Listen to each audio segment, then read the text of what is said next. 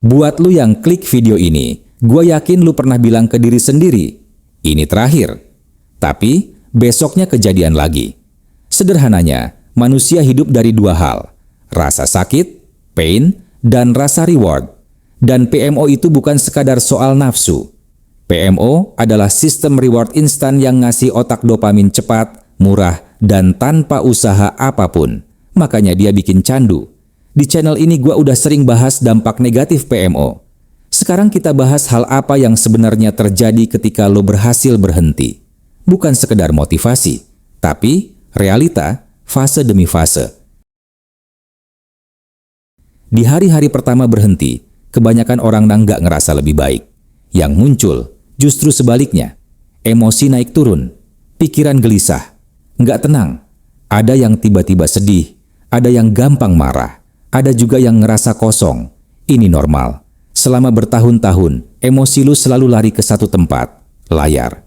Bayangkan, lu bertahun-tahun melihat konten dewasa atau yang merangsang lu tanpa sadar emosi juga bermain di situ. Begitu itu dihentikan, emosinya nggak hilang. Dia keluar ke dunia nyata. Makanya, banyak orang kaget di fase ini. Brain fog biasanya mulai berkurang. Dan ini penting. Banyak orang balik lagi di fase ini bukan karena nafsu kuat, tapi karena nggak siap ngadepin emosi sendiri. Padahal, kalau niat lu bener, fase ini sebenarnya cukup mudah dilewati. Sekitar hari kelima, energi mulai kerasa beda. Energi yang biasanya habis, sekarang kayak ketahan. Tanpa sadar, lu jadi lebih peka. Lu mulai notice hal-hal kecil, kejadian, peluang yang dulu kelewat. Dan kalau lu bisa lewati fase ini di fase selanjutnya, akan lebih banyak reward yang lu dapatkan. Masuk minggu kedua sampai 1 bulan, perubahannya mulai kerasa jelas. Energi naik, fokus lebih enak. Tapi yang paling kerasa itu perasaan ke diri lu sendiri. Ada rasa puas, karena lu berhasil nahan sesuatu yang dulu hampir selalu ngalahin lu. Pelan-pelan, lu mulai lebih menghargai diri lu. Lu ngerasa megang kendali. Di fase ini, banyak orang mulai lebih berani bersosialisasi. Bukan karena penampilan berubah drastis, tapi karena di kepala lu udah nggak ada rasa bersalah. Ngobrol jadi lebih santai, tatapan mata lebih berani, lu lebih hadir waktu ngomong sama orang. Otak lu juga mulai belajar nikmatin proses, bukan cuma nyari kepuasan instan dari layar. Tapi, di fase ini juga ada titik rawan. Kalau di sini lu relapse, rasa bersalahnya bisa berat, bisa ngerusak semua kemajuan yang udah kebentuk. Bikin lu jatuh dan ngerasa hancur lagi. Tapi sebaliknya, kalau lu bisa ngelewatin fase ini, mental lu bakal jauh lebih kuat. Dan satu hal lagi yang perlu lu tahu, di fase ini tubuh mulai menyesuaikan diri. Mimpi basah bisa terjadi dan itu normal. Itu tanda tubuh lu lagi nyari keseimbangan. Masuk bulan pertama sampai ketiga, hidup mulai terasa lebih hidup.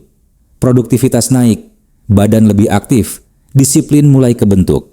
Banyak orang juga mulai ngerasa dapat lebih banyak perhatian dari lawan jenis. Tapi ini bukan karena aura aja, di mana testosteron lu meningkat dan secara natural wanita bisa merasakan itu. Perasaan lu bakal lebih positif terasa seperti kembali ke masa kecil, lebih antusias dan hidup. Biasanya karena gaya hidup ikut berubah juga.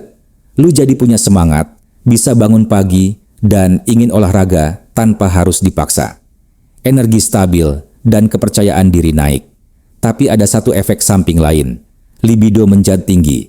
Di fase ini, rangsangan kecil bisa terasa besar. Lihat orang berpenampilan biasa aja bisa langsung ke-trigger. Kadang bikin gak nyaman di situasi sosial. Ini bukan tanda rusak. Ini tanda otak mulai peka lagi ke rangsangan alami. Sekitar bulan ketiga sampai keempat, banyak orang masuk fase yang sering bikin bingung. Energi nggak naik lagi, kadang malah turun. Hidup terasa datar. Fase ini biasa disebut flatline. Penting buat lu ngerti satu hal, flatline bukan kemunduran. Flatline adalah tanda sistem lama di otak lu lagi dilepas. Secara fisik, lu ngerasa biasa aja. Nggak meledak-ledak, tapi juga nggak drop parah. Rasanya hampa. Yang menarik, dorongan nafsu justru lebih tenang. Nggak liar, seperti di bulan sebelumnya. Di fase ini, kontrol diri naik, kesadaran emosi lebih stabil, lu nggak gampang ke-trigger, ngobrol sama orang jadi lebih normal, Lu bisa hadir tanpa pikiran kemana-mana. Masalah utama di fase ini bukan nafsu. Masalahnya ada di pikiran. Otak lama mulai main halus. Muncul alasan-alasan pintar. Sekali doang. Kan sekarang udah kuat. Cuman buat ngetes diri sendiri. Ini bukan logika. Ini kebiasaan lama yang lagi nyari celah. Di fase flatline, cara lu bertahan bukan dengan nahan diri, tapi dengan mengalihkan energi. Energi seksual itu nggak hilang, cuma butuh jalur baru. Lu bisa transmutasi lewat hal sederhana. Olahraga, jalan kaki, push up, angkat beban, atau sekadar keluar rumah kena matahari. Bikin tubuh capek dengan cara yang sehat, biar energi punya tempat keluar. Tambahin kebiasaan kecil, rapihin kamar, mandi air dingin, nulis, atau fokus ke kerjaan tanpa distraksi. Bukan hal besar, tapi konsisten. Kalau lu bertahan di fase ini, mental lu naik level. Flatline adalah fase pendewasaan. Di sini lu belajar hidup tanpa kejaran dopamin instan. Dan kalau lu bisa lewat fase ini, jujur aja, lu udah jauh banget dibanding versi lama diri lu. Setelah berbulan-bulan, bahkan sampai bertahun-tahun, perubahan yang lu rasain jadi jauh lebih dalam. Hidup nggak lagi terasa dipaksa. Semuanya lebih tenang. Dopamin baseline di otak lu turun ke level yang lebih sehat. Artinya, lu nggak lagi butuh rangsangan ekstrem buat ngerasa puas. Hal-hal sederhana mulai kerasa nikmat. Ngobrol lama bisa terasa hangat. Duduk diam nggak lagi terasa kosong atau membosankan. Cara lu ngelihat lawan jenis juga berubah. Bukan cuma fokus ke tubuh, tapi ke kehadiran, obrolan, dan koneksi. Dorongan itu masih ada, karena itu manusiawi. Tapi, nggak lagi nguasain pikiran lu seharian. Kepala jadi lebih jernih, lebih tenang. Banyak orang di titik ini bahkan ngerasa nggak nyaman atau mual kalau kepikiran nonton konten dewasa lagi. Bukan karena dilarang, bukan karena dipaksa, tapi karena kebiasaan itu udah nggak cocok lagi sama hidup mereka sekarang. Energi mental jadi lebih bersih.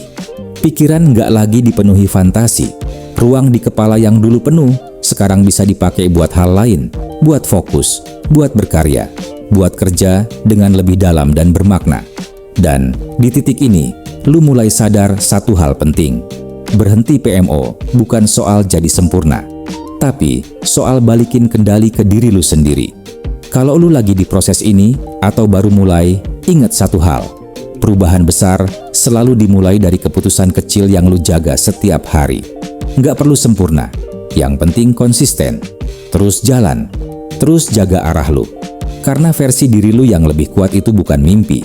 Dia lagi lu bangun, pelan-pelan, mulai hari ini. Lu nggak kehilangan apa-apa dengan berhenti. Yang lu lakukan cuma satu, lu balikin kendali ke diri lu sendiri. Dan saat lu bisa nguasain diri lu, dunia pelan-pelan mulai kebuka.